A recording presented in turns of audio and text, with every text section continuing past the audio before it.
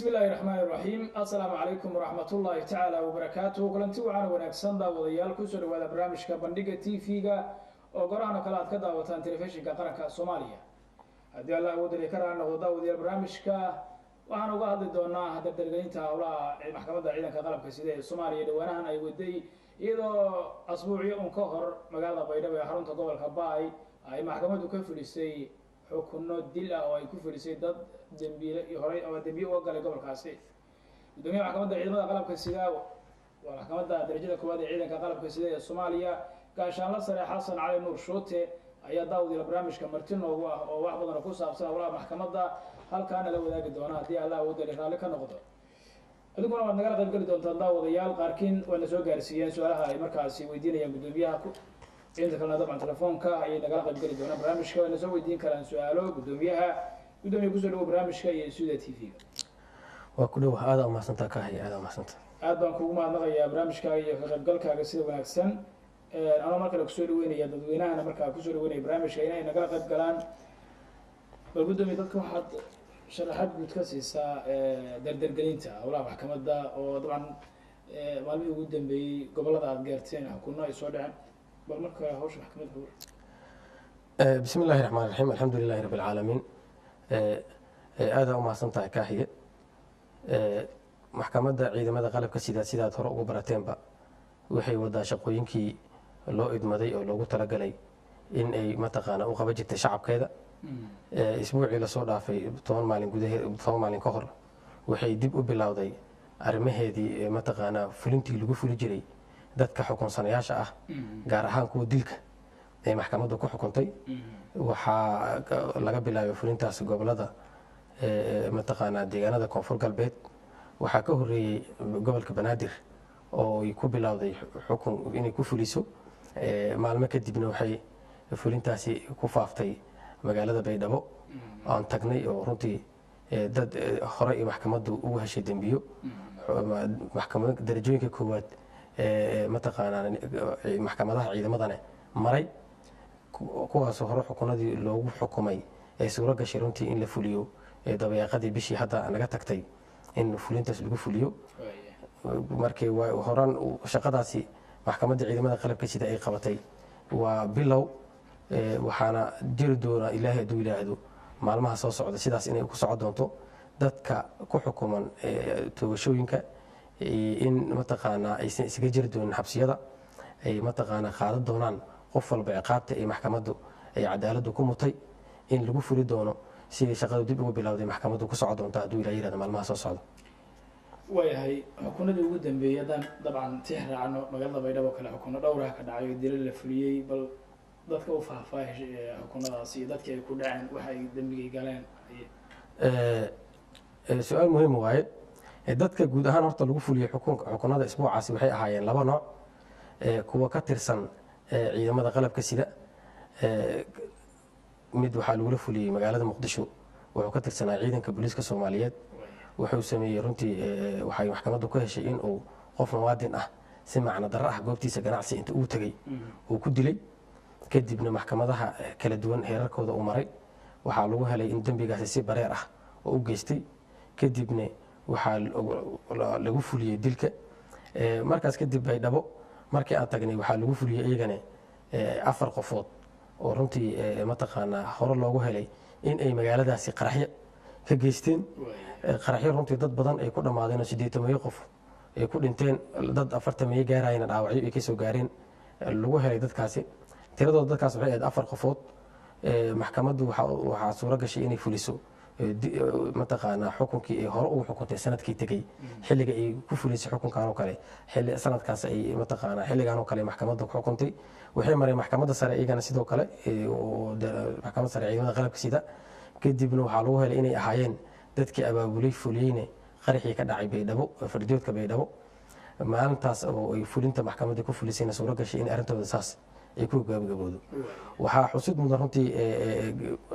isbuucaas dadka xukunka lagu fuliyey waxay gaarayeen guud ahaan 6 qofood hal qof oo ka maqnaay markii hore gacanta hay-adaha ammaanka oo aan la horkeenin garsoorka ciidamada qalabka sida dilna ay hore ugu xukuntay maxkamaddu waxay amar ku bixisay in qofkaasi la raadiyo goobtii lagu soo helana runtii lagula fuliyo isagoo maqan iyo xog go-aankaasi gaartay si oo mataqaanaa asxaabtiisi meesha ay mareen oo u maro asigana waa la helamayaa markaa ninkaas ma la helin weli waa maqanya aad gacanta baa mahadsan tahay maxkamadda goob walba oo ciidamada xoogga dalka ay ku sugeen ama ciidamada qalabka sida ay joogaan maxkamadda ba laga helaya ma ka howlgashaa maxkamadda ciidamada qalabka sida hadda waxay ka dhisan tahay way dhisan tahay horta fadhigeeda maxkamadda darajada koowaad ee ciidamada qalabka sida waa qayb ka mid a garsoorka ciidamada qalabka sida fadhigeeda waa magaalada muqdisho waxay leedahay furuucdaas waxay ka shaqeeyaan mataqaanaa magaalada xamar fadhigeedii waaye waxay fadhi ku leedahay farac ka mid a maxkamadda xamar hoos tagto oo la yihahdo faraca qaybta lixdamaad waxay ka shaqeysaa gobolada bay iyo bakool ama meesha loo yaqaana maamulka koonfur galbeed way ka shaqeysaa maxkamadda ciidamada qalabka sida farac shaqeeyo oo halkaas degan ay leedahay oo la yihahdo qaybta lixdanaad ee maxkamadda ciidamada qalabka sida waxaa iyadana dhisan qaybta 21aad ee maxkamadda darajada koowaad ee ciidamada qalabka sida qaybtaas waxay ka shaqeysaa deegaanada hirshabeelle iyo galmudug oo laisku daraa loogu talagalay inay ka shaqeyso maxkamadaasi iyadana qaybta 21aad meelahaasi si muuqato oo firfircoon ay uga howlgashaa maxkamadda ciidamada qalabka sida meel kastoo ciidamada qalabka sida ay joogaanne maxkamaddu waxaa loogu talagalay haddii inay meeshaas tagto ay ka shaqeyso dembiyada ay ka dhacaan ama hala soo qaado markaasi ama markaas meesha joogto duruufta markaas maxkamadda iyo duruufta ku shaqeyso iyo duruufta dowladda markaas Soomaaliya ku hareeraysan wax kasta ay saamaxayso maxkamaddu way tagtaa meel kasta ay saamaxayso inay tagto ay ka shaqeyso gudoomiye kastoo qofka dembiga lah in dembigiisii laga abaalmariyahay ay sax tahay waxaa jira maxkamaddu marka ay tallaabooyin noocaas qaado ay xukunno fuliso ururo iyo hay-ado ajnabi ah oo aada u qaylinayo dabcan dhaliilo usoo jeedinaya maxkamadda siday wax u fulisay walaalaha noocaas ka waran oo ugu dambeeyey midowga Yurub inta ka soo baxday dhawaan kadib xukunkii Baydhabo maxkamadda ciidamada qalabka sida ama garsoorka ciidamada qalabka sida wuxuu ku shaqeeyaa waa sharci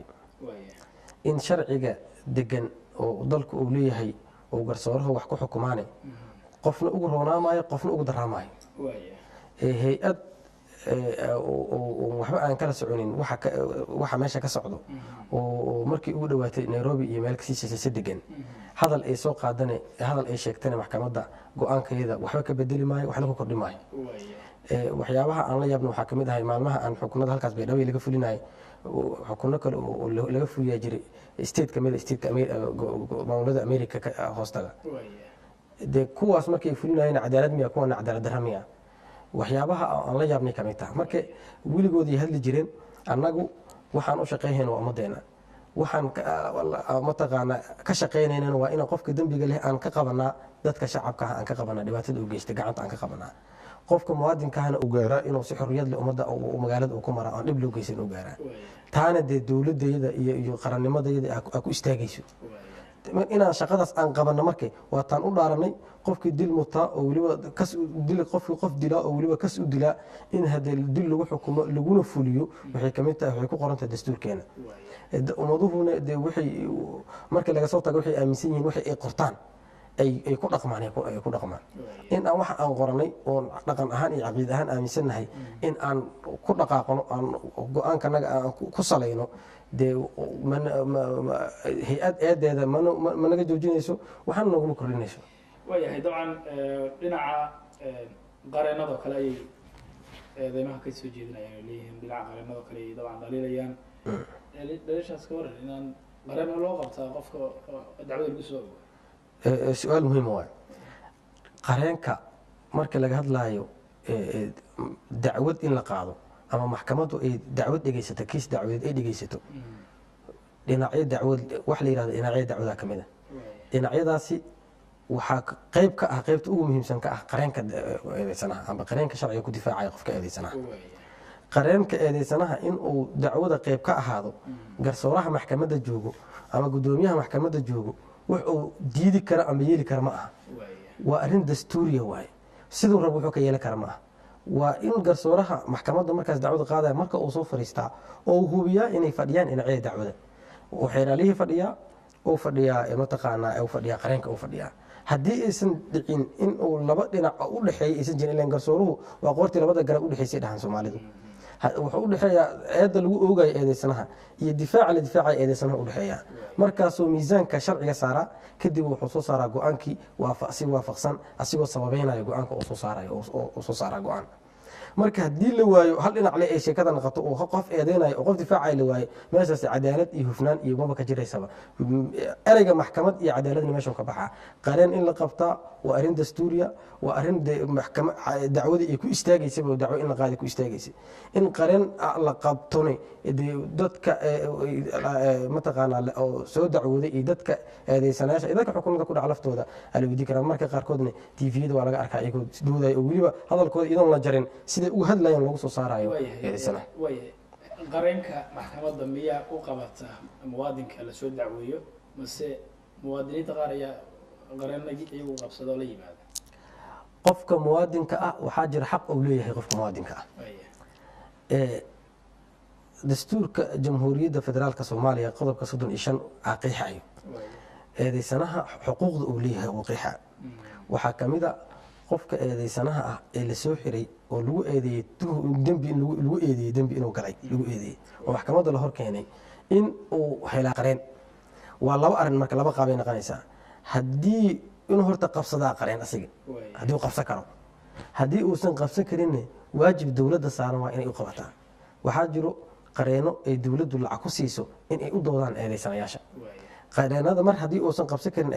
mataqaanaa eedeysanaha qareen hal qareen iyo laba wax ka badanaaba loo qabtaa oo difaaco oo ku difaaco aragtidiisa iyo dembiga wuxuu asiga mataqaanaa uu rabo ujeedkiisa ku difaaco maxkamadda horteedana ka difaaco inuu wax kasta oo muujinaya maxkamadda hor keeno in eedeysanahan uusan dembiga lug ku lahayn sida ugu mataqaanaa lagu tuhmay soo cadaynayo maxkamadda hor keena marka maxkamaddu dawladdu way u qabataa hadduu asi qabsan karana asigaa qabsado mataqaanaa waa xor eedeysana qofka mataqaanaa muwaadinka ah aad baa mahadsan tahay magaalada muqdisho ee caasimadda dalka oo dabcan maxkamadda hadda xarun u ah dhacdooyin dilal la xiriira dad shacaba loo geysto iyo mas-uuliyiin ayaa ka dhaca dilalkaasi cadowga kuwa u geysto argixisadu markaan kasoo tagno waxaa jira dilal ay geystaan ciidanka dowladda tusaale dad shacaba in loo geysto mas-uuliyiin dowladeed oo wasiirka ugu dambeeyey in loo geysto dilalka noocaasi oo kale ah bal gudoomiye ka waran sideed wajahdaa horta midowaamida dembiyada ummaddu dembiyada muwaadiniinta ay la kulmaan gaar ahaan kuwa ku nool magaalada muqdisho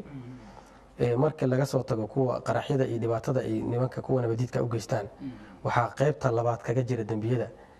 kuwa ay u geystaan dadka ilaalada mas-uuliyiinta ah magaalada markii la wada maraayo dadka dhibaataa gaarto waxaad arkaysaa qof muwaadin ah oo wadadiisii ku socdo oo wadadiisii saxneed ku socdo in qof kale oo mas-uul ah oo la ilaalinayo ilaalo wato inuu markuu ka daba yimaada si qasaba uu ku dhaafo qasabka keliya uusan ugu simayn haddana uu mataqaanaa la celiyo laga joog la dhibaateeyo waxaa dhacdo dhibaatooyinka markaas ay dhibaateynayaan dhowr nooc ay u gaartaa mar waa mid xabada inta lagu rida oo qofka intuu argagaxow ama kufa ama naxa ugu yaraan marna waa hantidiisa la gaarsiinaho mooto bajaajo watay ama gaariyo watay aa dhibaata gaari marna asiga laftiisa wax gaarayaan waa dhaawacama ama sidii wasiirka kale uga dhimanaaba arrintaasi waa caqabadaha ugu waaweyn oo magaalada ka jira waay maxkamaddu bayaanay ka soo saartay waana ku celinaynaa runtii maxkamaddu garsoorka ciidamada qalabka sida dadka ilaalada ah marka kuwaad marka laga bilaabo kuwa ilaalada ah waxaa laga rabaa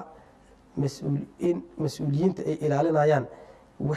waxay u ilaalinayaan waa inay dadka shacabka oo muwaadiniinta meesha maraya inay wax u qabtaan waa waxay u ilaalinayaan ciddii shacabka mataqaanaa magaalada wadada maraysay wadadaas iyadoo maraysa dhibaata u geysato xabad ku ridaa xabadaas ay ku rido waxaa loo aqoonsanaa inay tahay xabad ay ugu talagashay inay ku dhibaatayso dadka sababtu waxay tahay qofka mas-uulka aad ilaalinaysa cidda u shaqeeyahay waa qofkan ku daba socda waa tan cagsiga iyadana waxaa waaye dadka mas-uuliyiinta ah waxaa la rabaa inay ku hagaan dadka la socdo darawalka gaariga la saaran iyo ilaaladiisaba inuu baraa inuu ummadda asaga u yahay shaqaalihii ummadda u yahay dadkan hormarayo oo mataqaanaa oo dhibaatada inay gaarsiinayaan ay yihiin kuwa u shaqeeyahay oo canshuurta laga qaada iyaga oo asigu mas-uuliyadda ku haya ay tahay haddii marka mas-uulkii oo saaran ay si qasaba inta gaari lagu dhaafo haddana dhibaata loo geysto oo meeshaas dhibaata loo geysto mas-uulkaasi wuxuu noqonayaa qof mas-uuliyaddiisa guda waaye qofka markuu mas-uuliyaddiisa guda waayena xeerarka ciqaabtaa tilmaamayaan waa dembi ciqaabeed waa weliba qofkaas waa inuu ka ilaaliyaa mas-uuliyiinta oo shaqaalaha u yahay inuu ilaaliyaa waaye qofka mas-uulka ah waxyaabaha iyadana aan tilmaanno waxaa ka mid a qofka mas-uulka ah markii uu mataqaanaa ay dhibaata dhacdo shil dhaco qofka shil wuu dhici karaa shil marka uu dhaco waa qofka mas-uulka waa inuu mas-uuliyaddii loo idmada ka soo baxaa oo ah in qofkii dhibaatada gaarta u gurmadaa oo ah in uu mataqaanaa geeyaa meesha ugu dhow oo mataqaana lagu baxnaani karo oo ah inuu mataqaanaa ka garaabaa wixii dhacay haddii marka uu asiga isaga tago oonan u gurmanin ilaaladan ay dhibkaas geysteen dee ilaalada iyo asiga waxba isma dhaamayaan waxay noqonayaan dee wax lagu talagalay kale noqonaysaa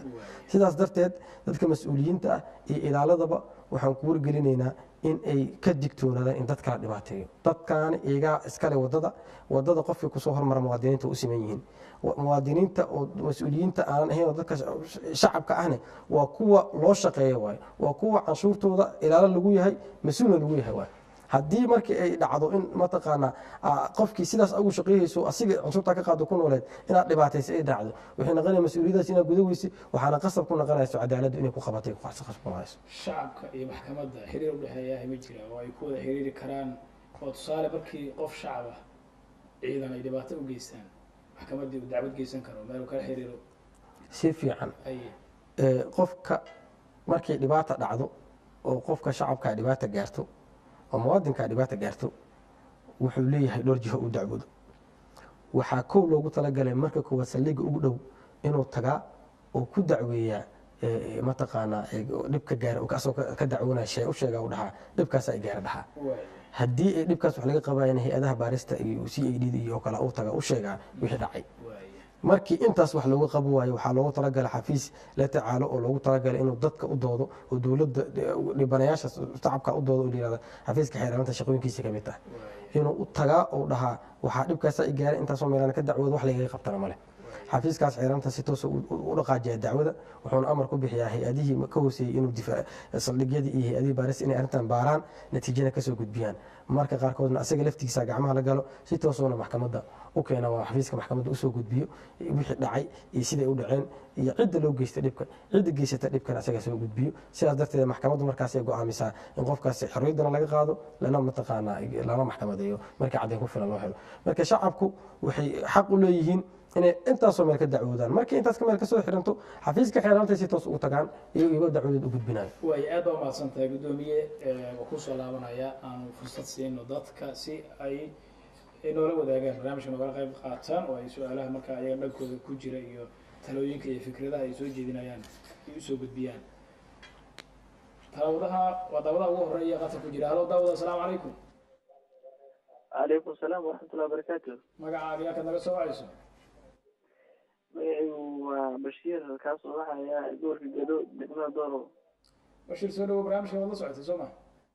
waan ku dhawaad in badan ado haye su-aashaada iyo taladaada iyo fikirkaaga adoo soo koobaya haye waxaan weydiinayay guddoomiyaha hal su-aala wataa talana waa wataa guddoomiyaha waxaan weydiinayaa in ciidan jooga isaga caymiska in badan dhibaateeya shacabka soomaaliyeed maxay micnaha maxkamaddu ka qabtaa kana qaban kartaa isaga ciidanka iyaga ah haye waxaan kaloo weydiinayay guddoomiyaha isaga oo micnaha talo aan wataa in micnaha guddoomiyuhu ay sheegeen ciidamada in badan dhibaata ay geystaan gaar ahaan ciidanka ilaalada guddoomiyaha waxaan sheeg kula talinayo kaleeto micnaha muxuu ka qaban karaa ciidamadan sheeg ilaalada ka ah madaxda soomaalida in badan dhibaateeda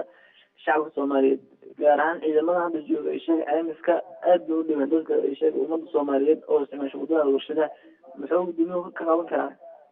maxkamadda qalabka sideed aad baa mahadsan tahay daawadahaasi naga soo wacay gobolka gedo su-aalahaga waa rajeynaya halkaana guddoomiyaha u gudbin doono daawado kale ayaan fursad siinayaa halo daawada asalaamu calaykum وعليكم السلام ورحمة الله وبركاته. magacaaga halka naga soo wacayso walaal مقعي هو عفتاح cabdi فتاك جرماني cabdi halka nagala soo xiriirtay جرمالك. jarmalka soo dhawow haye su-aashaada waad gudageli kartaa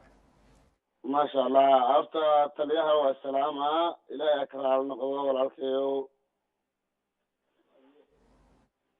مركا والله وحان دي لهاي أنا waxaa ku darsalahay walaalo taliyaha haddii amniga dalka iyo xaquuqda la simo xitaa annaga in aan ku soo noqono rabnaa dalkeena oo aan ka noqono dad ciidanka ka mid ah oo wax qabsanaa rabnaa laakiin waa inaan aragno cadaaladda shacabka iyo ciidanka iyo madaxda u dhexeeyo in aan aragno kalsooni buuxdo inay helaan shacabkeena si adeertaan mar walba waxaan jecelnaynaa dalka imo haddana waxaan ka cabsanaa oo keliya in xitaa haddaan kuwa nabaddiidka ka badbaadno in ay kuwan kaleeto dawladda ay na dhibaateeyaan si markaan annaga u dhiirano oo aan dalka u imaano mar walbana hamigeena wuxuu yahay inaan ciidamada dalka xoogga dalka soomaaliya aan ka mid noqono dalkeena difaacna rabnaa walaal aad baad umahadsantaa daawadaha jarmalka naga soo wacay daawado kale oo saddexaad ayaan fursad siin doonaa halow daawada asalaamu calaykum وعليكم السلام ورحمة الله وبركاته. walaalkay magacaaga halka naga soo wacayso والله وعن كاسو مقالة بلوين. haye magacaaga وعلى شعيب محمد مكان. soo dhawow barnaamijka waa la socotay والله الآن ما شاء الله عندي سنة قدمها محكمة الفرق من الطريقة أنا مطرح هذا اللي في عجبيا وأنا مثل وضحي هاي مرحت وشغالين أنا أقول وحنا هاي مرحدي لو شغينا شعب كم زي ومرحدي marka waa mid meesha laakiin markaad fiirisid madaxdeena waxaad moodaa in ayaga madax yihiin ay dadka ay u arkaan inay yihiin maaragta waxa adiga sida xayawaanka oo kale camal ugu dhaqmaan markay meelaha qaarkood ay marayaan marka ha ogaadaan hana la baro waaniha waxa hadalkii waxa waye macnaha waa in maaragta in aan talooyin aad baad mahadsantahay talaad soo jeedinaysaa talo wanaagsan in la ixtiraamo shacabka iyo ciidamadu ay wada shaqeeyaan aad baan kugu mahadnaqaynaa daawadaha xigaalo asalaamu calaykum daawade عليكم السلام ورحمة الله وبركاته. walaal soo dhawow magacaaga halkaad naga soo wacayso walaal waxaan ka soo wadan iska magaalada Bristol ayaan ka soo wacayaa magaciina waa Jimcaale. jimcaale soo dhawow barnaamijka hadda la socotay hore u gal waa ku mahadsantaa walaalkay waxaan rabaa xasan cali suute gudoomiyaha darajada maxkamadda koowaad waxaan weydiinayaa ciidamada Soomaaliya kaliya miyay habeen dhaweyd markuu soo fariistay horta aad iyo aad ayaan ugu faraxna marka ugu horeysa kow waa midda labaad oo ciidamadan qoryaad ku raacdaynayo ku erigayo qoryaa ku taagayo markuu sharciga la waafajina horta aad iyo aad ayaan ugu faraxna ma garat midda labaad waxaan rabaa ciidamada Soomaaliya kaliya qaadayaan dadka abnison oo dadka sicib uga dhaqmayso qof walba inta jiraan isaga tegay hadda bishii wasaaradda sanca niman baa cunuga ku jiran abnisona way isaga dhaqaaqeen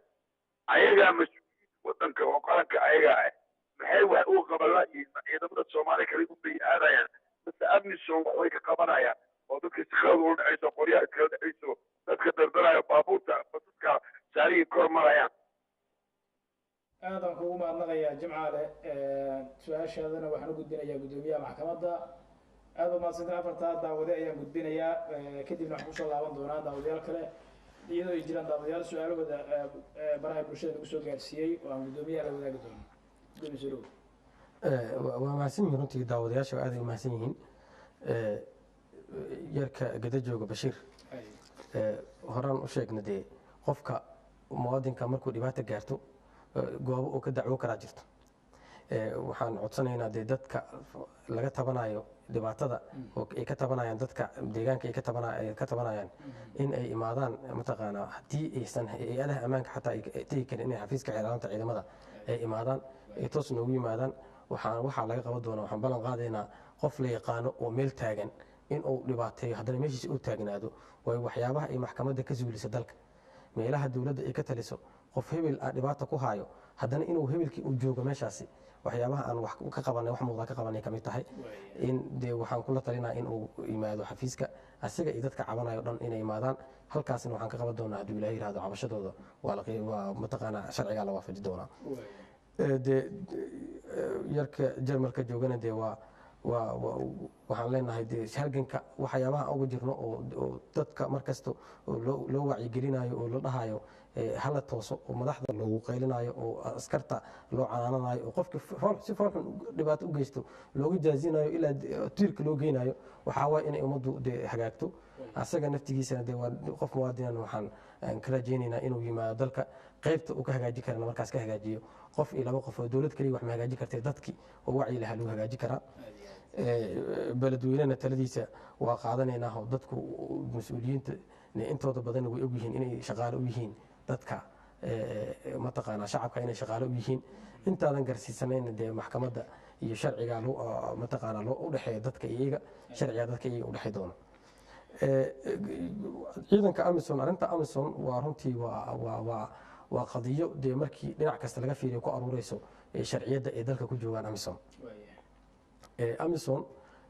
waxaad ogtihiin waxa halkan ku haya waa baahi ay soomaalida u qabto oo dhibaato soomaalida ay ku hayaan kuwa nabadiidka ah ku hayo qaladaad ay sameeyaana jirto oo iyagana ah qaladaadka ah iyaga dadku horta xabad kuma dilaan laakiin waxay sameeyaan gawaaridooda dhibaato geysiisa dadka shacabka ah oo si aan taxadir lahayn loo wadaa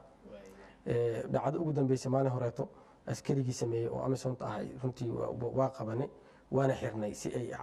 u arkaan iyagana xanuunka ciidamada markii dadkeena sidaan ugu gurmanayna u arkaan waa xirnay markii baaris la sameeyey kadib markuu dembigu noqday dembi taraafik waxaan ku wareejinay maxkamadaha awoodda u leh si dee sharciga lagu wada shaqeeya meesha arrintaasi anagoo ka duulayno waxaas aragnay wasaaradda gaashaandhigga arrintaasi waxaa laga sameeyey guddi oo dabagelayo dhibaatada ay geysteen ciidanka amison qofkeena shacabka ah oo wadadiisa ku socdo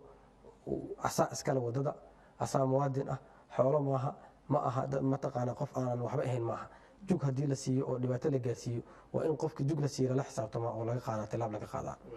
arrintaasi maatinkii halkaan imaanayana dowladda waxyaabaha ay saxiida waxaa ka mid ahay mataqaanaa in dembiyada iyo amisontu ka dhacdo ay galaan in lagu qaado maxkamadaha dalalkooda lagu qaado dowladdu waxyaabay saxiida ka mid ilaa haddana kiiskaas weli waa taagan yahay wasaaraddu waa ka wada hadalno inay wax ka bedesho arrintaasi oo sharciyadda amison halkan ku joogto waxba laga bedelane waa ka wada hadalne haddana waxaa la sameeyey guddi isku dhaf oo amison iyaga ah laga bilaabo yarkii naftigiisa ayaa horta dhibaatada ka dhacday in qof kasta oo soomaali ah ay dhibaato haba yaraatay u geystaan aan looga nixin aan looga cabsan askarigaasna dalka laga saaro intii sharciga laga bedelayo oo dhibka noo u geystay muwaadinka qofkii muwaadinka ayna xaqiisii uu helaa guddi ka shaqeeyo yaan samaynay hadduu ilaahay yidhahdana hadda saasay ku socon doontaa insha allah waayahay jimcaale oo ingiriiska naga soo baxay isna jimcaale dee arrinta amison weydiiyey way aad mahadsan tahay su-aalo kalaa jire tusaale cabdalla tuur yare daawade lagu magacaabo baraha bulshada nagula soo xiriiray waxa uu ku weydiiyey su-aal ah gudoomiye waxaa ninka darwalka ahaa ee gaariga madaxtooyada waday ee dilay muwaadin soomaaliyeed oo tahliil lagu magacaabo maxkamaddu maxaa loo horkeeni waayey ayuu sabcan su-aal kusoo weydiiyey aan sii raaciyo su-aal kale oo uuna soo weydiiyey mas-uulka wuxuu leeyahay maxkamadda ciidamada qalabka sida gobolka banaadir iyo koonfur galbeed keliya miyay ka howlgashaa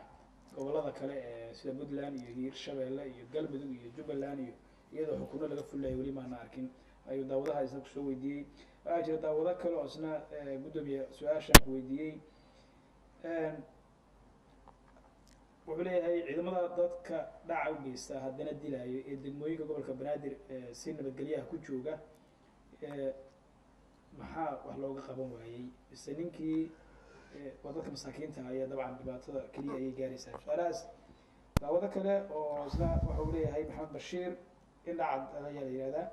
su-aalo saddexa ayuu dabcan lasoo weydiiyey wuxuu leeyahay sharcigu muxuu ka qabaa soo bandhigidda toogashada dambiilayaasha ee argaxa gelinaysa bulshada dadka shacabka ah ee aan awoodin ayuu leeyahay su-aasha kow su-aasha labaad wuxuu leeyahay sharciga qabanaya ma jira waa sharci qabanaya ma jira madaxda wadooyinka xoogga iyo handadaada ku maraya ee shacabka dhibaateynaya su-aasha saddexaad waxay tahay haddaan dacwo ka qabo shaksi jago sare ka haya dowladda yaan la xiriirayaa ilaan saldhigu waxba ma ka qaban karo sidaas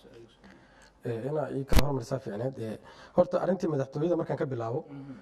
dhibaatadii madaxtooyada ka dhacday oo qofkii shacabka ahay qofkii muwaadinka ahay oo ku dhintay weliba shaqaale dowladeed waxaa la sheegay dad qofkaasi eheladiisa waxay ka dacwoodeen xafiiska xeeraanta ciidamada qalabka sida amar waxaa lagu bixiyey qofkaasi in la xiraa dadka waxaan rabaa inay kaga kaaftoomaan qofkaasi waa xiran yahay waana cadaalad suge cadaaladda meesha ka maro yay ugigo lahaana hadduu ilaahay yidhaahdo su-aasha kale maxkamadda gobolka banaadir iyo koonfur galbeedka arrintaas hadaata waa faahfaahina meelahu soomaaliya way kala daran tahay meelana dhibaato xoog laha ka jiro meelana dee waa meelo oo amnigooda isku filnaado xoogaa roon maxkamaddu waxay ka shaqaysaa mataqaanaa koonfur galbeed way ka shaqeysaa soo sheegay xamar way ka shaqeysaa waxay ka shaqeysaa hirshabeelle tagtaay ka shaqeysaa galmudug dadkii ugu dambeeyey godin laba dhibaatada ka geystay maxkamaddu way xukuntay waa ogtihiin galmudug way ka shaqeysaa meelahaasoo dhan way ka shaqeysaa meelaha kale oo dhiman oysan anaga aanan teginne dee waxaa ka shaqeeya maxkamado ciidan oo anaga aan iskaashi leenahay mar dhow waxaan ka shaqeynaa wasaaradda gaashaandhigana ka shaqeynaysaa in shirweyne loo qabto garsoorka ciidamada qalabka sida ee soomaaliya guud ahaan oo mataqaanaa lagu soo bandhigayo waxyaabaha siday wax u shaqeeyaan iyo waxyaabaha ay qabteen ummadda u qabteen wayahay daawadahan su-aalaha saddexdaana soo weydiiyey waxaa lagu magacaabaa waxaa la yidhaahdaa waa daawade lagu magacaabo ilacaad ayaa la yidhahdaa wuxuu leeyahay saddex su-aaloodon kuu sheegay tusaale toogashada dadka shacabka ah aan awoodin muuqaal waa fahmay su-aashaasi waxaa waaye dee qofka toogashada lagu xukumay dembiye kala duwan uu sameeyey mid waa mida wuxuu sameeyey qof muwaadin uu sameeyey inuu nafta ka qaado oo macnaha sabab u noqdo dhib qalad uu sameeyey asiga ku dhintay qofkaas muwaadinka dhibka gaaray markii dhibkaas gaaray wuxuu gaaray eheladii qofkaas muwaadinka ahayna waa gaaray oo dadkii dhiigga lahaa xaqay leeyihiin qofkii markii in la tusaa qofkii toogashadu lagu fulinaya inta loo waca dadka dhiigga lahay la wacaa la dhahaa waa kan qofkii la tooganayay si fiican u fiirsada dee waxaa badata soomaalidu iyo dadku iska dhib badan yihiin asigoo qofkii dee gacan dowlada ku jiro oo la xukumay oo toogasho lagu fuliya waxaa lagu dhihi karaa ma aha qofkii loola toogtay qofku waa iska dhib badan yihiin saas darteed waxay keentaa in dadkii la waca la tusaa warbaahintii laftigeed aragtaa qofka toogashada lagu filina inuusan ahayn qof waddada laga soo qabta uu yahay qofkii qof hebel dilay si gardaraana u dilay dadkii laga dilay oo dhibaatada gaartana loo sheega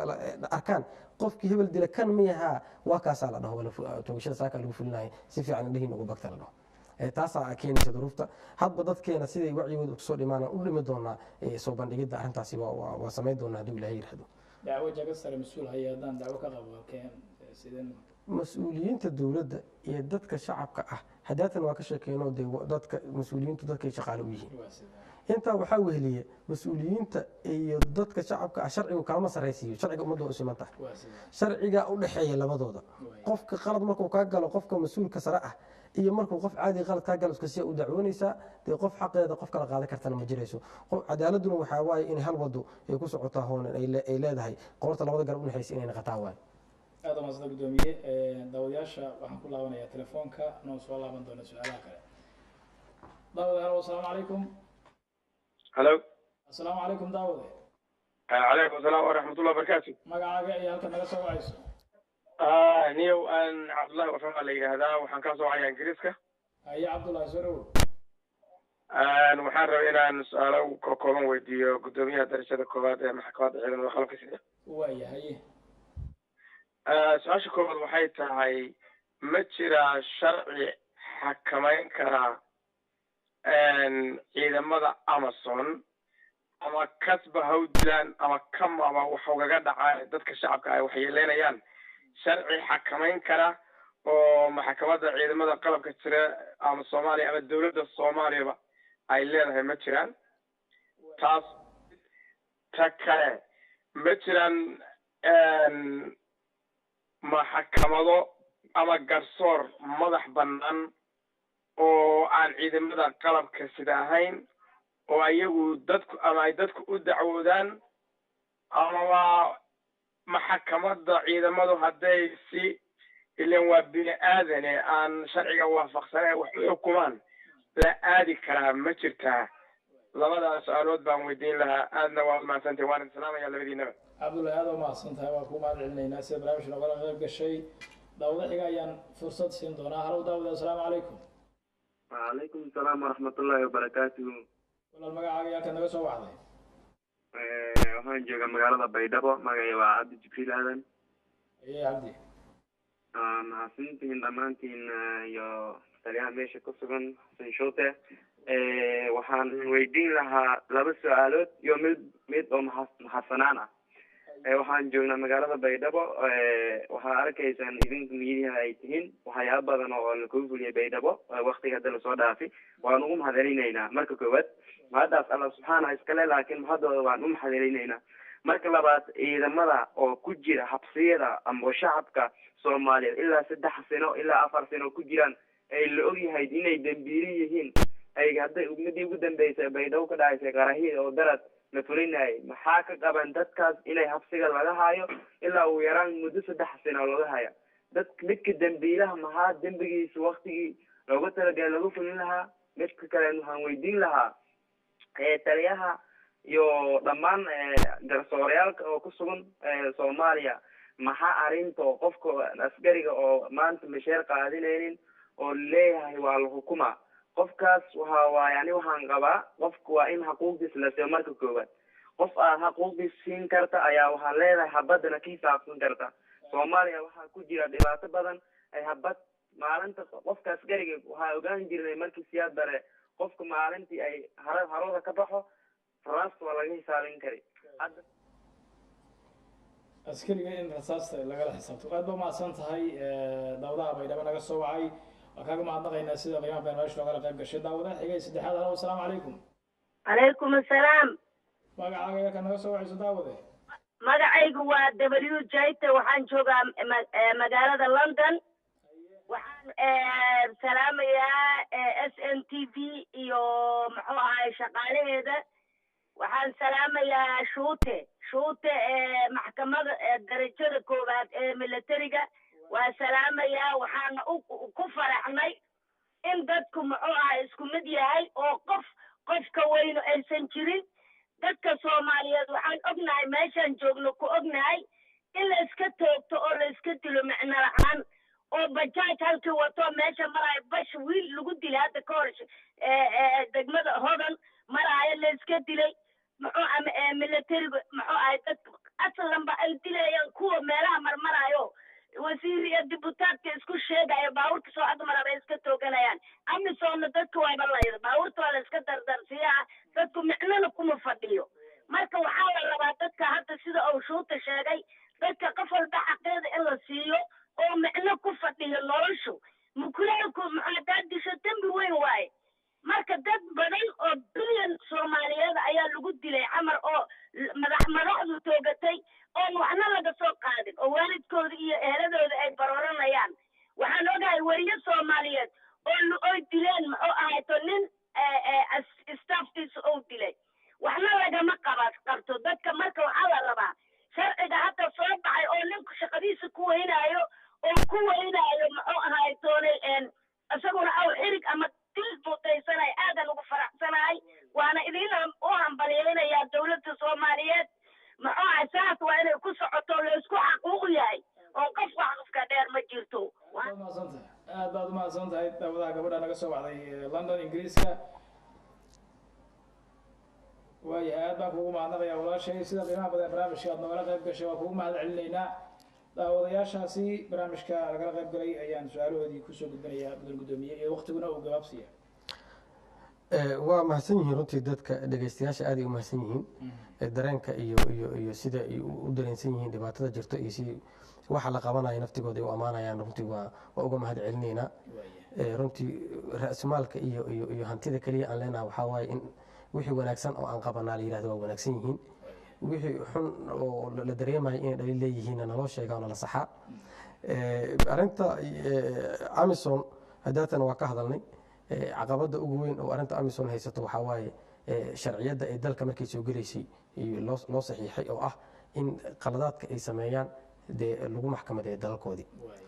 waxaan rabaa inaan caddeeyo amison sharciyad lagu maxkamadeeyaan leenahay anaga ciidan ajnabi ah oo dalkeena soo galay oo xulufo la ah dalkeena ciidamadeena ka dhinac dagaalamo sharciyada lagu maxkamadeyn lahay wuu leeyahay dalkeena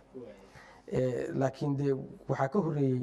heshiiskan iyo dowladdu waxay samaysay heshiisyada caalamiga ahna markii la saxiixa wuxuu kamid noqonaa sharciyadu kamid noqonaa arrintaasna dee wasaaradda gaashaandhigana way ku mashquulsan tahay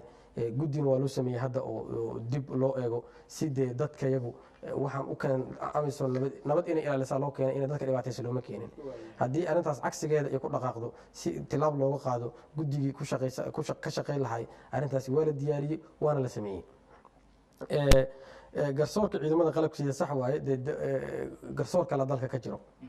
garsoorka maxkamadda darajada koowaad hadda aniga aan joogaa maxkamadda iyada markay wax xukunto su-aashii ahayd waxaan rabaa dee garsoor kale ma jira oo loo dacwoodo maxkamadda darajada koowaad markay xukun gaarto waxaa kamid a xukunkeeda ay ku dartaa waxaa u furan raacfaana u furan ku jirtaa xukunka maxkamadda waxaa ka furan raacfaana ka furnaa ku jiro macnaha go-aanka maxkamadda kadib waxaa la qaadaa raacfaan markii la qaadanayo dee macnaheedu waxaa waaye markii la ogaado in xukunkii maxkamadda gaartay uu khalal ku jiro amba meela uu ka daciifsan yahay in dib loo soo bilaabo min jadiid hadda iyo eed iyo hadda iyo cadeymo loo raadiyo qofkii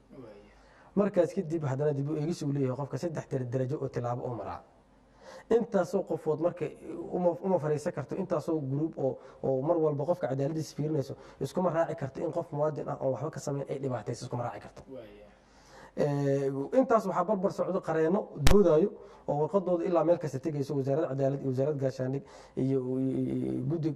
garsoor intaba u tegayso oo asbaabta caddeehayo waxyaabaha xukunka maxkamadda markii lasoo saarayana waxaa ku jira asbaabaa ku jirto markuu arkay sidaan markuu arkay sidaan markuu arkay sidaan markuu dhegeysto saas waxaa caddaatay sidaas inuu dhaho asagoo waafajinaya sharciga marka garsoorka naftigiisa darajooyin leh oo lagu hubiyo leh darajooyinkaas waxaa weheliyo cadaalad dalka guud uu leeyahay guddi garsoor uu leeyahay oo mataqaanaa guddoon maxkamad sare dal oo gaar ah uu leeyahay oo iyaga laftigooda loo sheegaa wixii mataqaanaa qaladaada jira taas waa taas arrinta yarka baydhabo asna hadda mar labaad aan ka qaadanaynaa dee waataan sheegnay waqtiga dheer oo qofka xiran yahay qof markii la xukumo cadaaladdu deg deg maaha waxay leedahay barasees iyo habraac iyo waxyaaba badan oo la hubinaya leedahay maanta markii go-aan la gaaro waxaa la qaadanaa racfaan racfaankaasa waxaa qaadan kara in mataqaanaa la fiiriyo ilaa ay dhowr bilood kale la fiiriyo la hubiyo wixii ay maxkamadda hoose xukuntay waqtiga dheer oo qofka isoo xukuman xabsiga ku jiraayo waxaa keenaya barasooska cadaaladada keenayso waxaa keenayso qofkii dee anaga malag ma nihin qofka kow kama sii karnay waqtigiisa laftigeedana waa ku jiraya meesha oo dee anaga qofka xilliga u dhimanayo ma goy karayno ciidanka mishaar la-aan hadda dowladdan ilaaha ma hadlaba dowlad oo ciidanka kaabayso oo ciidanka keliya ku mashquulsana hadda noo joogto noo dhalatay oo maanta ugu dambeysay madaxweynaha jamhuuriyaddu raashinka cuni lahay ciidanka uu kontroolayay iyo mataqaanaa dheedka raashinkaas uu kontroolayay inuu dhacay inuu fiican yahay uu kontroolayay midda kale taas naftigeeda marka laga tago aniga mishaar ma haysti macnaheeda ma aha inaan qof kaloo muwaadin aan u dhibaatay karo oo dili karo macnaheeda ma aha qofkan ciidanku waa mid ikhtiyaariya marka qofka ciidanimada qoranayo waa ikhtiyaari qofka shuruudo lagu qortaa kamid waxaa kow ka ah ikhtiyaari waa wuxuu doortay qofkan asagoon ciidanka ku og inuu hanti ka tabcaynin inuu galaa ciidanimada doorta asoo difaacay ummadda difaacay ummadoo difaacayay oo u dhaartay oo u tababartay oo hubka loogu dhiibay inuu dhibaateeyaa sabab uma noqon karta ma u sababeynaya sabab mu noqonaysa mishaar la-aan ahay saasaan ku dilay qofka ma noqonaysa laakiin dowladda iyada waba xalisaba arrintaas way xalisay gabadha ugu dambeysay oo laddanka hadlaysa runtii waataan sheegnay annagu hantida iyo rasumaarka aan haysana waxaa waaye dadku inay waxaan ku saxanaa sheegaan ay dhahaan waa saxantiin dhahaan waxaan ku qaldanahana ay nagu dhaliilaan si aan u saxno anaga aan u toosino waana ku mahadsan tahay runtii waxaan ka filanayna dadkayagana waa intaas aada u mahadsan tahay anoo waqti badan aan haysan oo daqiiqadii ugu dambe barnaamijka ku jirna waxaa jira qaraxyo magaaladan ka dhaca cadowga ay geystaan waxaa jira dad taakuleeya kuwa qarax geysanaya haddii ahaan lahayd in garaasho qaraxyada lagu sameeyay magaalada ku yaalaan hadday ahaan lahayd inay ku caawiyaan siday dhibaatada meeshii ka geysan ay u geeyaan dadka caawiya iyo dadka oo qaraxyada sameeya iyo bal kuwaasna dulman isku sameeya su-aal muhiim waaye adiga qalad aad samaysay inay 100 qofood iyo 10 qofood iyo qof muwaadina kaligiisa oo ku dhibaatooda waa arrin dhibaato leedahay leh waaye magaalada Baydhabo isbuuci hore dadka lagu toogtay waxay ahaayeen dadkii abaabulay fuliyeyna waxay isugu jireen makaanig waxaa ku jira ninkii keenay magaalada qarax markuu magaalo ka dhaco oo dhibaato geysto qaraxaasi mas'uuliyadiisa yaa qaadayo waxaa qaadaya qofkii magaalada soo geliya qaadaya waxaa qaadaya qofkii gurigiisa ku haya qaadaya waxaa qaadaya qofka soo qaaday oo meesha keena qaadaya qofkii isku xiray qaraxa qaadaya oo isku totoosiyay oo makaanig ka noqda qaadaya waxaa qaadaya qofkii inta waday meeshii dadka u badnaay oo dhibaatada ka dhici lahayd dhibaatada loogu talagalay in ummadda lagula beegsado geeyay saas oo dhibaatada u geystay intaasoo qofood waxay mas'uul ka yihiin dhimashadii qofkii dadka ku dhintay meeshaasi hal qof ha ahaadee intaasoo qofood waxay ka naqanayaan mas'uul ayagaana loo qabsanaa waxaan dadka u sheegaynaa marmarsiina qamayso waxa aan qaadaya ma ogeyn ma qanqanayso waxaad qaadaysa inaad iska hubisaa qalad adiga samaysa inay 100 qofood nooga dhimataa wax la yeelay maaha waxa qofka uu qaadaya inuu iska hubiyaa waa dadka gawaarida magaalada soo galaya leh dadka guryahooda la geeyay gawaarida garaashyada lagu xariista gawaarida kulli waa inay iska hubiyaan waxyaabaha in aad baahal yar oo $10 joogo oo inaad hoos ka dhigtaa oo gaariga ku hubisaa wax ma ka dhimayso wixii badbaadinay intaas umada naftooda badbaadinaysaa inaa marka aad dhacdo hadaata marka aan gaariga la ii keenayna ma baarin mana ogeyn marka aan soo wadaay oo meesha geenayna adeerkay oo meel kala jiro oo baadiye jira isoo wacogay dhahay inaad dhahdaa gaarigii way ii jareen sasan ku soo qaad inaad dhahdaa ma laga yeelay qaladka adiga sameeyay dadka u dhinta adaa mas'uul ka noqonay doo ilaahay yiraahdo sidii magaalada Baydhabo ka dhacdane saasa la isku daba taagnaa doona qofkii lug haba yaraatay ku yeesho haba yaraatay meel yar ka soo galo qaraacas mas'uuliyadiisa isaga qaada cid ku dhimatana say dushka saaranta aad ma santahay waxaan daqiiqad ka yar su'aashan uga jawaabto mudane gudoomiye waa barnaamijka gabagabadiisa joognaa daawada ayaa ku soo weydiiyey Saabir Xuseen la yiraahdo maalin weyto dabcan hadal sheegtay oo ku dhawaaqday mas'uulka ilaaladiisu ay dil geysato inuu wasna mas'uuliyadda qayb ku leeyahay dastuurka bay ku qorantay oo kali su'aasha mas'uuliyadda uu geysta dhibka uu ku leeyahay macnaheedu maxaa waaye macnaheedu waxa waaye adiga mas'uul waxa uu tahay daataan sheegna oo shacabka u tahay markii aad adiga ilaalo aad wadatay ee dhibaato geystaan aad aragto qofka loo geysto qof muwaadin inay dhibaatada ku dhacdo aragto markaasna aadan gurmanino iska dhaqaaqdo aad ka tagto qofkii meesha yaalo waxa xeerka ciqaabta dhigay waa dambi ciqaab ah waay qofka waa inuu gurmada mas'uuliyadaada macnaheedu waxa waaye dadka inaad u gurmato u shaqeysaa waa macnaheedu dadka shaqaale u tahay una u shaqeysaa waay hadaad iska aadan gurman hadaad ka dhaqaaqdo meesha hadaad dhibkii dhacay aad u jeedo aad iska dhaqaaqdo adiga dhibkii askari iska wadato waxaa naqanay qayba mas'uuliyadda ka qaadanay dambigaasi qayba ka tahay macnaha aad baad mahadsantahay madaxweyne gudoomiye waa kaaga mahadnaqayaa sida barnaamijka nogala qayb gashay sida wanaagsan aad fikradaha bulshada iyo markaasi jawaabooda u dhiibtay daawadayaasha qiimaha leh barnaamijka bandhiga TV-ga inta ayaan kusoo gabagabeynayaa aad baan uga cudur daaranayaa dad badan oo barnaamijka doonaya inay ka qayb qaataan kuwa